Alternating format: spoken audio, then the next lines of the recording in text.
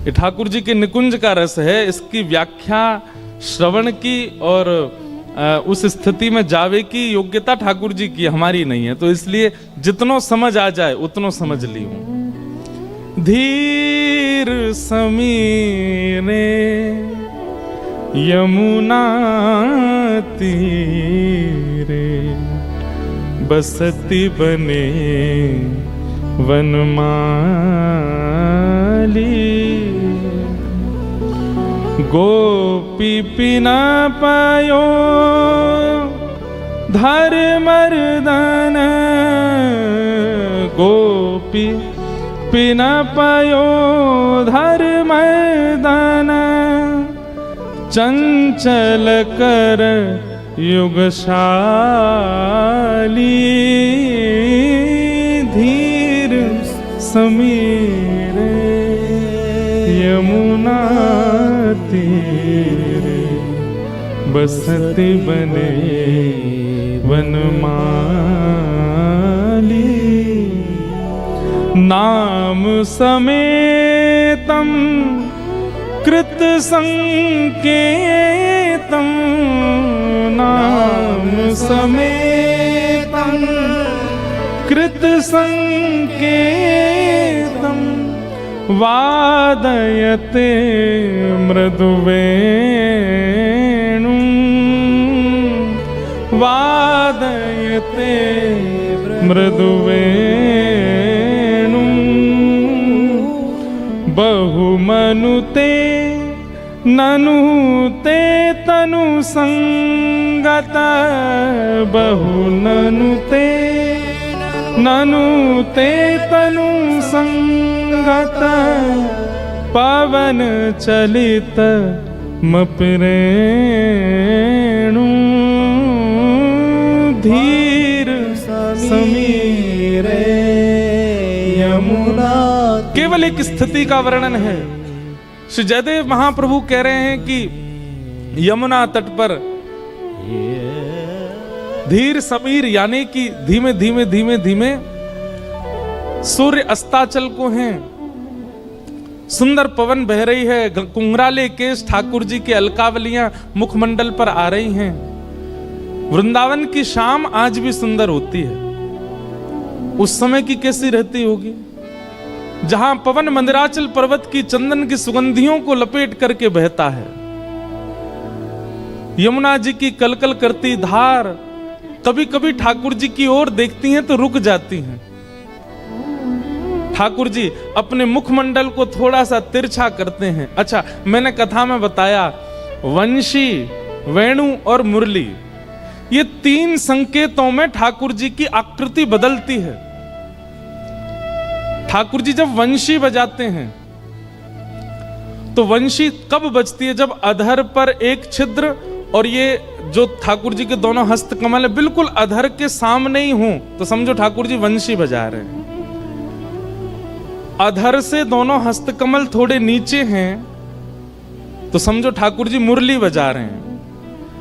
परंतु अपने शीश को किशोरी जी की तरफ थोड़ा सा तिरछो किए और दोनों हस्त कमल ऊपर को हैं, तब समझो ठाकुर जी वेणु बजा रहे हैं। कभी जाकर के अनुभव किया कीजिए। श्री राधा रमन लाल जी आपको किस भेष में दिख रहे हैं? मुरली मनोहर लाल लग रहे हैं कि वंशीधर लाल लग रहे हैं कि वेणुगोपाल लग रहे हैं? यदि दोनों हस्त कमल अधर से नीचे हैं तो मुरली है, अधर के सन्मुख हैं तो वंशी है, और अधर से थोड़े ऊपर हैं तो वेणु है। मुरली ठाकुर जी उनके लिए बजाते हैं जो ठाकुर जी के ज्यादा जानकार नहीं है, लेकिन ठाकुर जी कभी कभी उन पर अपनी कृपा करना चाहते हैं, उनके लिए ठाकुर जी मुरली बजाते हैं। वंशी ठाकुर जी उनके लिए बजाते हैं जो सखा हैं, जो ग्वाल बाल हैं, जो गैया हैं, नंद बाबा हैं, यशोदा मैया हैं, जो ठाकुर जी के अपने हैं। लेकिन वेणु ठाकुर जी उनके लिए बजाते हैं जिनसे ठाकुर जी प्रेम करते हैं। वेणुगोपाल बहुत कम चित्र छवि दिखती होगी जब ठाकुर जी का मुखमंडल श्री जी की ओर झुका हो, और दोनों हस्त कमल ऊपर, मानो ठाकुर जी मदमस्त होकर के बजा रहे हैं। उस समय जो स्वर निकलता है वेणु का, वो है सवनस राग। श्रीमद् भागवत के युगल गीत में उसका वर्णन है। जब ठाकुर जी वेणु वाद्य करते हैं, ब्रह्मा जी अपने सारे कार्य छोड़ करके, सरस्वती जी अपनी थोड़ी पर हाथ धर के, सूर्य चंद्र एक साथ प्रकट होकर के, और दूर कुंज में बैठी श्री किशोरी जी नेत्र बंद करके ठाकुर जी के भाव सुनती है। वेणु की ध्वनि सबको सुनाई नहीं देती, केवल जिनके चित्त में कृष्ण प्रेम है। बाकी सबको तो ठाकुर जी मुरली मनोहर और वंशीधर ही लगते हैं, पर वेणु, इनका स्वर तो केवल बहुत, जैसे व्हाट्सएप पे एक ब्रॉडकास्ट मैसेज होता है, वो गिने चुने लोगों को ही जाता है, या फिर एक और समझो तो ग्रुप बना हुआ है, उस ग्रुप में डालोगे बाकी सबको नहीं जाएगा। ठीक वैसे ही ठाकुर जी का वंशीनाद और मुरलीनाद ये सब सुनते हैं, पर वेणुनाद ये तो एक ग्रुप है स्पेसिफिक, उन्हीं लोगों को सुनाई देता है। तो यहां पर श्री जयदेव महाप्रभु जो कह रहे हैं, नाम समेतम कृत संकेतम, किलोमीटरों दूर अपने घर में भोजन बना रही गोपी को ठाकुर जी को बुलाना है, तो उसकी वेणु ऐसी बजाएंगे कि वही को नाम व ध्वन में जाएगा। नाम समेतम कृत संकेतम, गोपी को धुन नहीं सुनाई देती, शब्द सुनाई देता है। अरे चल, तू कहा कर रही है, मैं तेरी प्रतीक्षा कर रहा हूं, जल्दी आ। बंधुओं एक बात कहें, कथा में भी मुरली, वंशी और वेणु ये तीनों रूप धारण करती है वक्ता की वाणी। किसी किसी को कथा में मुरली सुनाई देती है। मुरली मतलब हाँ बढ़िया है, टाइम पास तो अच्छा हो जाता है कथा में, उनको एक केवल कथा इतनी ही लगती है, अच्छा है, मन तो लगता है। पर कुछ लोगों को वंशी सुनाई देती है। वंशी कैसी होती है? जो पहले से सुनते आ रहे हैं और अब भी सुन करके और आनंदित हो गए। लेकिन कुछ ही लोगों को, और कुछ ही मतलब हजारों में से 2 या 3 लोगों को वेणु सुनाई देती है। और वेणु सुनने के बाद क्या होता है? ताली पहले बजा के सबरों काम खराब कर दियो। वेणु सुन के क्या होता है? आपको ये नहीं लगेगा कि यहां 1000 लोग बैठे हैं, आपको लगेगा केवल मैं बैठा हूं और ये कथा केवल मुझे सुना रहे हैं। और वेणु की ध्वनि, वक्ता की वाणी वेणु लगने लग जाए तो फिर क्या होगा? फिर एक क्षण भी आप रह नहीं पाओगे यहां, तुरंत लगेगा कि बस चलो वृंदावन, अभी चलो, कोई ले जाए बस हमें। वो वेणु है। ठाकुर जी गोपी गीत के समय वेणु बजाते हैं, रास में वेणु बजाते हैं, गिरिराज धारण के समय वंशी बजाते हैं, अन्य अन्य स्थानों पर वंशी मुरली बजाते हैं। पर वेणु गीत में वहां पर वर्णन आता है ना कि कैसे गोपियां, ठाकुर जी दूर वन में जाके वंशी बजाते हैं, वेणु का नाद करते हैं, और दूर घर में बैठी हुई गोपियों को ठाकुर जी का दर्शन होने लग जाता है। क्या कर रहे हैं ठाकुर जी? कैसे? नाम समेतम कृत संकेतम वादयते मृदुवेणु धीर समीरे यमुना तीरे वसति बने। बहुत सुंदर है गीत हो। मन तो बहुत होता है कि सब भाव बता दें, पर सब अधिकारी हों तब तो। पतति पतत्रे, ठाकुर जी की वेणु सुनकर के जो पत्र है ना, वो हवा से कहते हैं आओ हमको गिराओ, ताकि हम इनके चरणों से छू जाएं, इनके अंग के किसी भाग से हमारा स्पर्श हो जाए।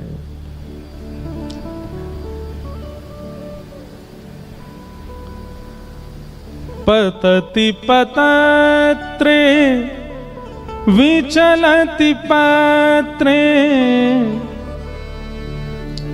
संकित भवदुपयानम धीर समीरे यमुना तीरे। इसीलिए जयदेव महाप्रभु की जो गीत गोविंद है ना, जैसे रामचरित्र मानस पर महादेव ने हस्ताक्षर किए हैं, आपको पता है मानस जी पर महादेव ने हस्ताक्षर किए हैं, सत्यम शिवम सुंदरम, ये महादेव के हस्ताक्षर हैं। ऐसे ही गीत गोविंद पर साक्षात जगन्नाथ महाप्रभु के हस्ताक्षर हैं। जगन्नाथ महाप्रभु जब एक शब्द स्मृति में नहीं आ रहा था, जयदेव महाप्रभु के लिख रहे थे कुछ पद, तो स्मृति में आ ही नहीं रहा था, क्या लिखूं क्या लिखूं। तो अपनी पत्नी से कहकर के जयदेव महाप्रभु गए, देवी तुम भोजन की तैयारी करना, मैं स्नान करके आता हूं। जयदेव महाप्रभु स्नान करने गए, इतने में ही जयदेव महाप्रभु का रूप धारण करके साक्षात ठाकुर जी आ गए। और ठाकुर जी आए और आकर के बोले, अरे देवी मुझे शब्द याद आ गया, मैं पहले लिख लूं। तुरंत खोल करके जो जयदेव महाप्रभु लिखना नहीं चाह रहे थे वो लिख गए। अब वो मुझे शब्द याद नहीं, लेकिन ठाकुर जी ने क्या लिखा, ऐसे जो श्री ठाकुर जी हैं उनका सिर सदैव किशोरी जी के चरणों में झुका रहता है। ये वर्ड्स ठाकुर जी ने अपने हाथ से लिखे और लिख करके कहा, देवी बहुत जोर की भूख लगी है, लाओ चलो प्रसाद पवाओ। और जयदेव महाप्रभु की पत्नी सुंदर थाल लेकर के आई, ठाकुर जी दाल भात मिला करके प्रेम से सुपुड़ सुपुड़ पा गए सबरे। और पा करके बोले, देवी अब मैं आता हूं थोड़ी देर में, हाँ तुम प्रसाद पालो। जयदेव महाप्रभु की पत्नी का नियम था, वो रोज पति की थाल में ही पाती थी। और वो ला करके दाल भात पाने लगी। इतने में जयदेव महाप्रभु, सच्ची जयदेव महाप्रभु नहा धो के आए, स्नान करके आए, तो देखा पत्नी आज बिना हमारे पाए ही प्रसाद पा रही है। महाप्रभु जी आगे बोले, देवी हमें कोई दिक्कत नहीं है, लेकिन आज तक ऐसा किया नहीं आपने, इसलिए हमको लग रहा है हमसे पहले आपने प्रसाद पा लिया। देवी बोले, आप कैसी बात कर रहे हैं, आप अभी तो आए थे, आकर के आपको वो शब्द याद आ गया था, आपने तुरंत अपनी गीत गोविंद में वो शब्द अंकित किया, उसके बाद आपने कहा प्रसाद पवाओ, पा लिया, उसके बाद ही हम पा रहे हैं, भूल गए इतनी जल्दी। जयदेव महाप्रभु बोले, शब्द लिखे। और जैसे ही महाप्रभु जी ने जाकर के गीत गोविंद खोल करके देखा, तो जो वो एक पंक्ति याद नहीं आ रही थी उनको, स्वयं ठाकुर जी अपनी मधुर हस्त लिखी से, कितनी सुंदर हैंडराइटिंग होगी ठाकुर जी की, अपने आप लिख करके गए। और वो भाव क्या था, जिनके तुम मुखमंडल का वर्णन कर रहे हो, ऐसे श्री कृष्ण का मुख सदा झुका रहता है किशोरी जी के चरणों में, ये लिख करके गए। जयदेव महाप्रभु नेत्र सजल हो गए। पत्नी से जाके बोले, देवी हम नहीं आए थे, साक्षात जगन्नाथ जी आए थे, लाओ वो थाली मुझे दो जिसमें तुम पा रही हो, इसी में उनका प्रसाद है। और फिर पाने लगे। ऐसे श्री जयदेव महाप्रभु। इसलिए भैया नित्य जो मंगल गीत है जिससे आज हमने कथा का प्रारंभ किया, उसका पाठ अपने लाल जी को सुनाया करो, और रात्रि सोते समय सुना। जगन्नाथपुरी में तो आज भी ठाकुर जी सोते ही नहीं जब तक गीत गोविंद ना गाया जाए। बोलो वृंदावन बिहारी लाल। तो ये गीत गोविंद, आज कथा में थोड़ा विलंब हुआ। आज हमारे वरुण जी का सुंदर भाव था, तो आप सब लोग श्रवण कर रहे थे। हम आज सवेरे लाल जी के दर्शन सब आए थे, सब लोगों से मिले, कहाँ कहाँ खोचा पड़े हमारे पामन में, कहाँ कहाँ से लोग बगलबंदी बस बचे गए आज हम। तो आप सब लोगों के द्वारा दिया गया जो स्नेह था उसके कारण खूब आनंद में थे।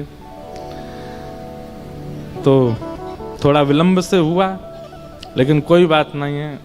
कौन सा कहीं जाना है आप लोगों को हल जोतने, यहीं रहना है। और अमृतसर वाले इनकी तो हमने देख ले भैया, इन्हें देर है वे तो कोई दिक्कत नहीं है। जिस समय हम कथा पूरी करते हैं पंजाब में अधिकतर उस समय कथा शुरू होती है। अब हमारी कथा 24 से सुनाम में है, वो तो कथा ही 7 बजे से है। तो भैया ये तो 80 पै गए पंजाबियां दे पल्ले, ठाकुरा बल्ले बल्ले। इतनी आती हमको पंजाबी, इससे ज्यादा बुलवा मत लेना, नहीं तो कहाँ का क्या बोल जाएंगे कुछ पता नहीं है। लगती बहुत अच्छी है जब दीदी गाती हैं। हमारे भैया चंडीगढ़ आए थे, इतना सुंदर भाव सुनाया था, सुनाई हो एक बार, बहुत अच्छा भाव वहाँ गाया था। हमारी दीदी गाती हैं खूब पंजाबी में, कल भी कुछ गा रही थी रात में, बार बार मुझसे कह के गई हैं कुछ कहना नहीं, कुछ कहना नहीं। कल बहुत कुछ हुआ रात को लेकिन हम अपने तक ही रखेंगे बात, ज़्यादा डिस्क्लोज करेंगे नहीं उसको। तो पंजाबी जब सुनते हैं ना तब लगता तो बहुत अच्छा है, पर हमको बस समझ में आती, बोली नहीं जाती। बुलवाने पे अगर आ जाओ तो ऐसा लगता हर शब्द के आगे एंदी पेंदी लगा दो बस, तो सब बन जाए पंजाबी। इंद्रेश खांदी तुसी आंधी असी जान दे। तो यही तो है, दीदी लगा दो बस हो गया काम। तो मधुर पंजाबी है आप लोगों की। तो श्री रत्नावती जी का चरित्र चल रहा था कल, और श्री रत्नावती जी के चरित्र में हमने कल श्रवण किया कि छोड़ी कुल की कहानी, सब मर्यादाएं छोड़ करके श्री रत्नावती जी ने वो पर्दा हटा दिया, और जो ब्रज के संत महापुरुष आए हुए थे उन सब के चरणों में जाकर के नतमस्तक हो गए। सूरदास जी ने बहुत सुंदर भाव उस विषय में कहा है, वो हमने कल सुना था। उसके बाद ऐसी स्थिति हो गई कि राजा को खबर पड़ी, तो राजा को बहुत कष्ट हुआ। उसको लगा राजवंश की महिला और ऐसे खुले में ही नाचती है, संतों के बीच में कीर्तन करती है, करताल बजाती है, सब प्रकार की भावना रखती है।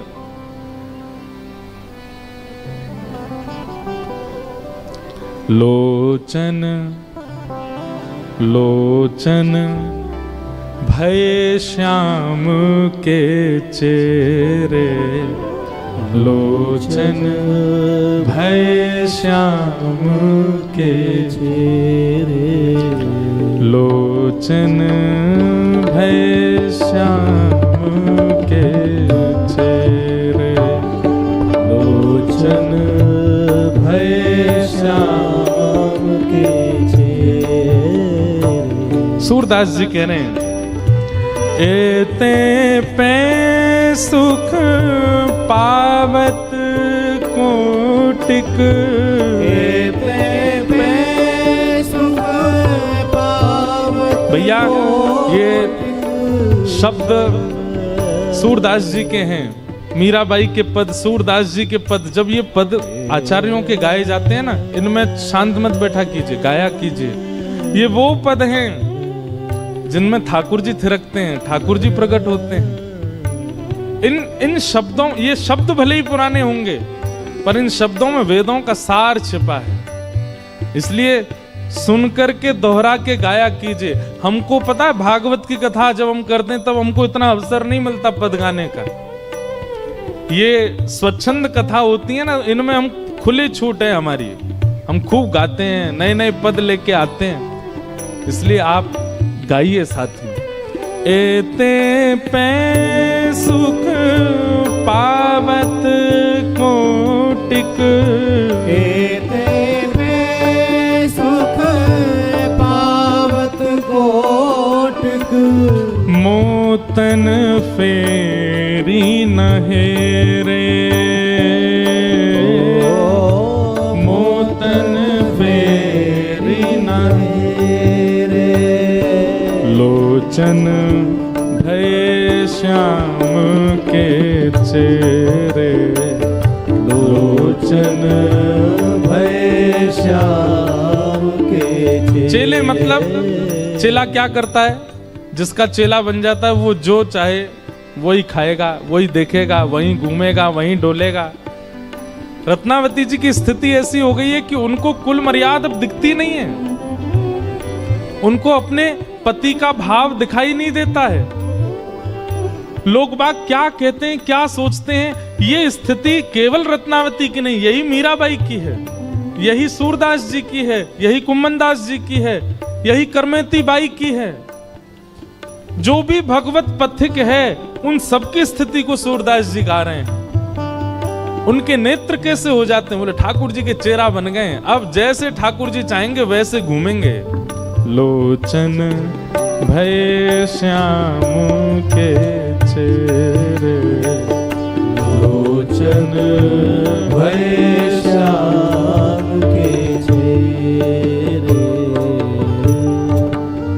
हा हा करत परत हरि चरणन, हा हा करत परत हरि चरणन, हा हा करत परत हरि चरणन, हा हा करत परत हरि चरणन, ऐसे बस भय उनके, ऐसे बस भय उनके, लोचन भय श्याम के चेहरे, लोचन भय श्याम के चेहरे। रत्नावती कह रही हैं, और क्या करते हैं ये नेत्र? हाँ, उनको वदन विलोकत निस दिन, उनको वदन विलोकत निस दिन, उनको वदन विलोकत निस दिन, उनको वदन विलोकत निस दिन, मेरो कहो नहीं सुन रे, मेरो कहो ना सुन रे, लोचन भय श्याम के चेहरे, लोचन भय श्याम के चेहरे। एक वल्लभ कुल में एक महाराज हुए, श्री हरिराय महाप्रभु। श्री हरिराय महाप्रभु जी के जितने भी पद हैं उनमें छाप है रसिक प्रीतम। तो जो गोवर्धन की रही है तलेटी वो उन्हीं का ही है। रसिक प्रीतम हित चित की बातें। वे आचार्य चरण थे, लेकिन सब जगह उनके पद में छाप मिलती है रसिक प्रीतम। उनका एक पद मैंने गाया था, नैनन में ही राखूं पिया तो है। बहुत सुंदर पद है। नैनन में ही राखूं पिया तो है, तुम्हारी एक रोम की छवि पर जगत वार सब लाखों। हे राधा रमन लाल, आपके मुख पे, आपके यौवन पे जगत वारूं, ये तो बहुत छोटी बात होगी। आपका एक रोम अधिकारी है जगत के वारने का। लेकिन क्या करें, हम जगत ही वार सकते हैं, लेकिन आपके सर्वांगीण रूप पर यदि वार ना हो तो जगत कम पड़ेगा। एक रोंक अधिकार रखता है जगत की न्योछावर लेने का। तुम्हारी एक रोंक की छवि पर जगत वार सब लाखों, भेंटूंगी अंग सकल सांवल को, अधर सुधारस चाखूं। रसिक प्रीतम संगम की बातें काहू सो नहीं भाकूं। चुप रहूंगी, किसी को नहीं बताऊंगी आप कैसे मिले, आपने कहां छुआ, कैसे दिखे, सुगंधी कैसी थी, नेत्र कैसे थे, अधरामृत कैसा था, किसी को बताऊंगी नहीं। पिया तो है नैनन में ही राखो,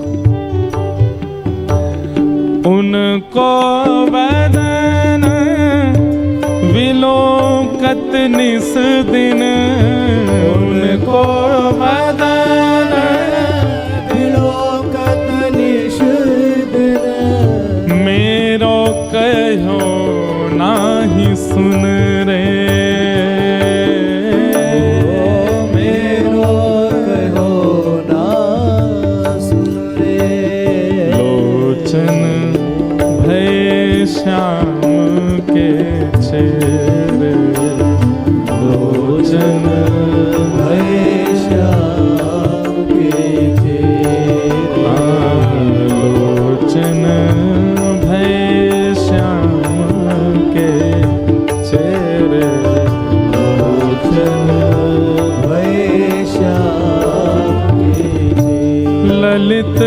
त्रिभंगी छवि पे अटके, ललित त्रिभंगी छवि पे अटके, ललित त्रिभंगी छवि पे अटके, ललित त्रिभंगी छवि पे अटके, फटके मुँह से तोरे,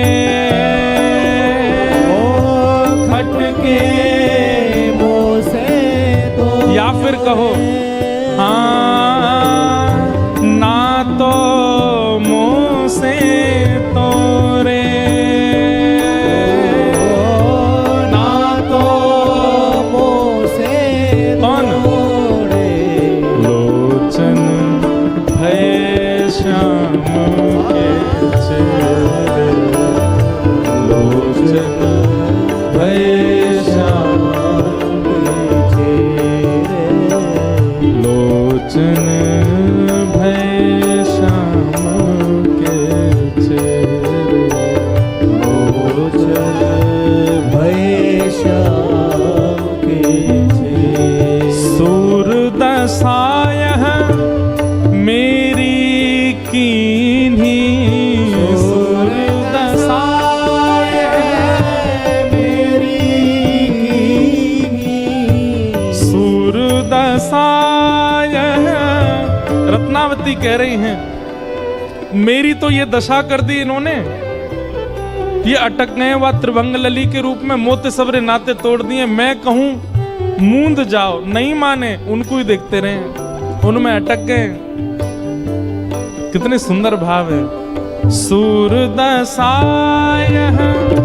मेरी कीन्ही, मेरी जो दशा है इनमें पूरा कारण ये नेत्र हैं, और आपन हरि से जोरे,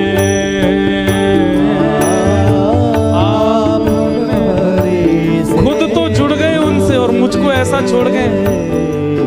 ये नेत्र खुद तो जुड़ गए हरि से। अरे इतने इतने इतने विचित्र हो गए हैं कि अगर त्रिभंग लली ना दिखे तो मूंदे ही रहते हैं, खुलते ही नहीं है। जैसे ही वो सामने आते तो ही खुलते हैं। अब ये तो उनके हो गए, मेरी दशा क्या कर गए? मैं तो रानी भी हूं, मुझे तो यहां भी रहना, वहां भी जाना, मुझे तो सब काम करना, परंतु ये पूर्ण रूपेण उनके हो गए, मेरी दशा ऐसी करके। सूरदशाय मेरी कीन्ही,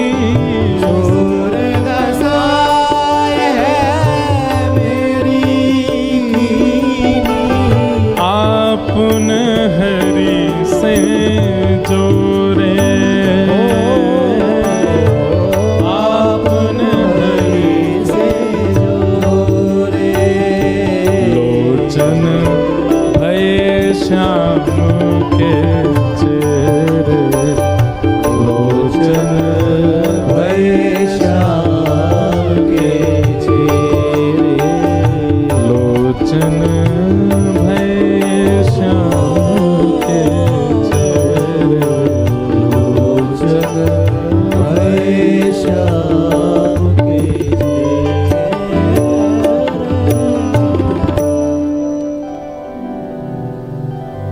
एक दासी के द्वारा केवल भगवत यश सुनने के कारण ऐसी स्थिति रत्नावती की हो गई। इतना त्याग, इतना समर्पण, इतना प्रेम तो वो दासी भी नहीं कर पाई ठाकुर जी से, जितना रत्नावती के चित्त में हो गया। जितना ज्यादा आप भक्ति मार्ग में अग्रसित हो जाते हैं, जितना ज्यादा, और एक बात कह दूं थोड़ी अन्यथा लग सकती है गृहस्थियों को, पर जितना त्याग में भक्ति मार्ग में प्रवेश कर जाते हैं, उतना ये बात विश्वसनीय हो जाती है कि आप तो एक पग बढ़ा रहे हैं, ठाकुर जी उठा के आपको 10-15 पग और आगे कर देते हैं, क्योंकि आपसे त्याग बन रहा है। ये ठाकुर जी की कृपा है, त्याग हो नहीं पाता उनकी कृपा के बिना।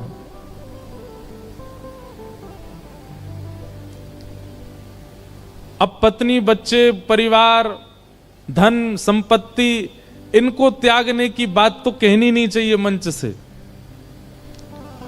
आप तो यह त्याग के दिखा दो, बस मान जाएंगे आपको। यह त्याग के दिखाई दो। महाराज, पत्नी छोड़ना आसान है आज की डेट में, कितने डिवोर्स हो रहे हैं देखो। बच्चों को छोड़ना भी आसान हो गया है, परिवार को छोड़ना भी आसान हो गया है। कहां तक कहें, मूड मुड़ाए संत बनना आसान है गोया आजकल तो, लेकिन फोन छोड़ना आसान नहीं है। महात्मा बन के भी फोन नहीं छोड़ पा रहे। आप कहोगे महाराज जी पहले खुद तो हम क्या को छोड़े, हमारे तो पदयाम है, हमारी तो कथा पूरी, सब पद पदावली, हम तो यही थे सब याद करें। लेकिन एक बात लिख लीजिएगा, अगर आप त्याग कर पाते हैं भक्ति मार्ग में